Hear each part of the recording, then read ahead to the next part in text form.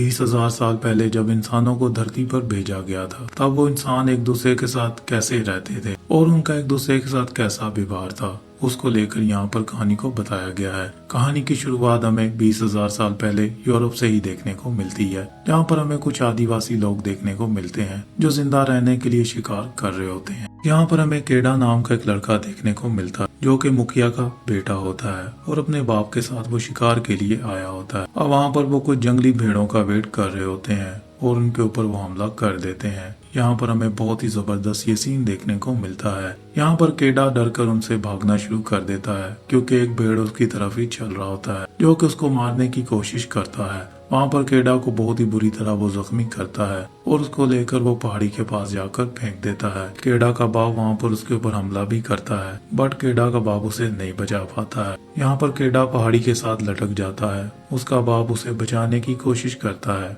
But केडा का हाथ slip होता है और वो नीचे की तरफ गिर जाता है। वो पहाड़ी के सेंटर में एक जगह पर गिर जाता है जहाँ पर उसकी टांग बुरी तरह टूट जाती है और केडा बेहोश हो जाता है। वहाँ पर मुखिया उसे बचाने की कोशिश करता है, बट वो बहुत ही ज्यादा नीचे होता है। वहाँ पर मुखिया को सब लोग कहते हैं कि अब केडा हमारे बीच में नहीं रहा है। सीन यहाँ पर कट होता है और हमें एक हफ्ता पहले की कहानी को बताया जाता है जब वे शिकार की तैयारी कर रहे होते हैं और अपने सफर वो कैसे जारी करते हैं। कहानी को अब पीछे से दिखाया जाता है जब केडा अपने इम्तिहान में पास होता है। उसका बाप उसे अपने साथ शिकार के लिए लेकर निकलता है। यहाँ पर कहानी में हमें बहुत सारा एडवेंचर देखने को मिलता है। वो 2 महीनों का रास्ता तय करते हैं यहाँ पर वो अपने ही शिकार तक पहुँचते हैं, बट उसी बीच में उनके ऊपर एक शेर भी हमला करता है जो कि उनके एक साथी को कहा जाता है। इस सफर में फ्रेंड हमें बहुत सारे एडवेंचर देखने को मिलते हैं। कहानी की शुरुआत फिर से हमें वहीं से देखने को मिलती है जहाँ पर केडा बेहोश पड़ा होता है। उसके बाप को यही लग रहा होता है कि केडा मर चुका है। सुबह होते ही मुखिया को लेकर वहाँ से सब लोग चले जाते हैं और वहाँ पर कुछ गिद्ध आती हैं जो कि आकर केडा के ऊपर हमला करती हैं। केडा को होश आती है और वो उस गिद्ध को वहाँ से फेंक देता है।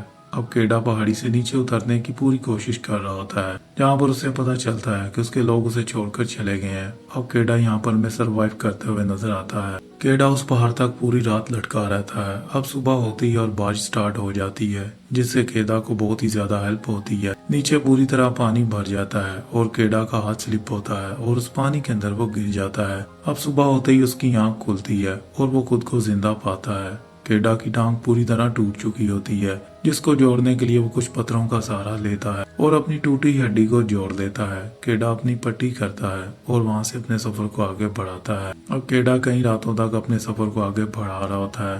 रास्ते में केडा के ऊपर कुछ भेड़िए हमला करते हैं जिनसे जान बचाने के लिए एक दरख्त के ऊपर चढ़ जाता है और वहाँ पर एक भेड़िए को वो बहुत ही बुरी तरह जख्मी कर देता है। रात बीतने के बाद वहाँ से भेड़िए भी चले जाते हैं। सुबह होते ही केडा नीचे उतरता है। जिस भेड़िए को उसने जख्मी किया होता है वो एक फीमेल भेड़िया होती है जिसको केडा मलहम पट्टी के लिए अपने साथ लेकर चलना शुरू कर देता है। केडा उसे समझाने की कोशिश करता है कि उसे कुछ भी नहीं कहेगा अगर वो उसे कुछ भी नहीं कहती है। केडा उस फीमेल भेड़िए से अपनी दोस्ती कर लेता है और वो फीमेल भेड़िया भी उसे समझना शुरू कर देती है क्योंकि केडा ने उसकी जान बचाई होती है। केडा का पाँव भी ठीक होना शुरू हो जाता है, बट केडा उसे कहता है मुझे अपने घर तक जाना है।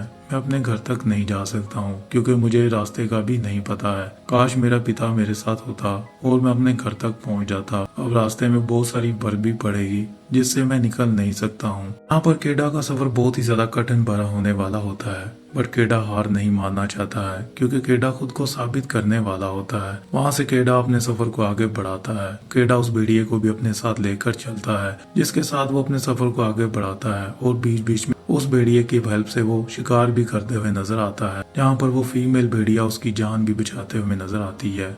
अब सफर उनका बहुत ही ज्यादा कठिन भरा होता है। बर्फ की चट्टानों से होते हुए आगे की तरफ बढ़ रहे होते हैं जहाँ पर उन्हें एक और भेड़िया आकर मिलता है जो कि फीमेल भेड़िए के ही लोग होते हैं। वहाँ पर भेड़िए आकर उससे बात करते हैं जहाँ पर केडा उसे देखता है और उसे कहता है तुम उसके साथ जा सकती हो, तुम अपने परिवार के साथ चली जाओ, मैं अपने घर वैसे भी जा रहा हूँ। वहाँ से वो फीमेल भेड़िया भी उसका साथ छोड़कर चली जाती है। केडा अपने सफर को फिर से आगे बढ़ाता है। केडा भूख प्यास से मर रहा होता है। फिर उसकी नजर कुछ भेड़ियों पर पड़ती है जिन्होंने शिकार किया होता है। वहाँ पर उसे फिर से अल्फा मिलती है जो उसके साथ पहले रह चुकी होती है। अब केडा की जान बचाने के लिए वो फीमेल भेड़िया उसका पीछा करती है और उसको पानी से निकालने की उसकी हेल्प करती है। फाइनली केडा पानी से बाहर आता है और बर्फ बहुत ही ज्यादा पड़ रही होती है। केडा अपने कपड़े उतार कर उस फीमेल भेड़िया के साथ चिपक जाता है, जिससे उसकी जिस्म की गर्मी केडा की जान बचाती है। अब केडा के साथ फिर से फीमेल भेड़िया मिल जाती है, जिसका नाम उसने अल्फा रखा होता है। अब अल्फा के साथ अपने सफर को आगे बढ़ाता है, जहाँ पर उन्हें बर्फ का तूफान नजर आता है,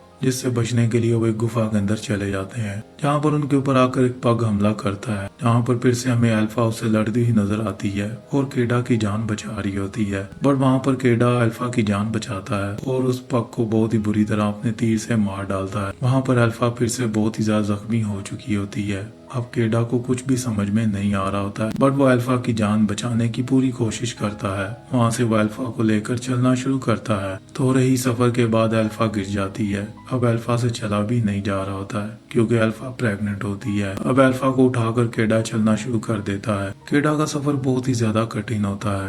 वो अल्फा को उठाकर चल तो रहा होता है, बट अपनी जान वो गंवा रहा होता है। आहिस्ता आहिस्ता केडा भी हार मान चुका होता है, बट फाइनली वो अपने घर को देख लेता है, जहाँ पर वो अपने घर को देखकर बहुत ही ज्यादा खुश होता है। उसने अपने हाथ में अल्फा को उठाया होता है और अपने घर तक पहुंच जाता है, जहाँ पर अपने पिता से वो मिलता है और अल्फा की जान बचाने के लिए उन्हें बोलता है। यहाँ पर फ्रेंड फाइनली केडा अपने घर तक पहुँचता है और अल्फा की जान भी बचा लेता है, जहाँ पर अल्फा 5 बच्चों को जन्म देती है। अब इस कहानी की यहीं पर ही एंडिंग हो जाती है। अल्फा के पास 5 बच्चे होते हैं जो कि बड़े हो जाते हैं और उनके साथ शिकार करने के लिए निकलते हैं। सो फ्रेंड, अगर आपको वीडियो अच्छी लगी हो तो लाइक कर दें, शेयर कर दें और मेरे चैनल को सब्सक्राइब कर दें। फिल्म का नाम है अल्फा। अगर आपने अभी तक ये फिल्म नहीं देखी तो जल्दी से जाकर देख लें और मेरे चैनल को सब्सक्राइब कर लें। चैनल को आप बिल्कुल भी सब्सक्राइब नहीं करते हैं।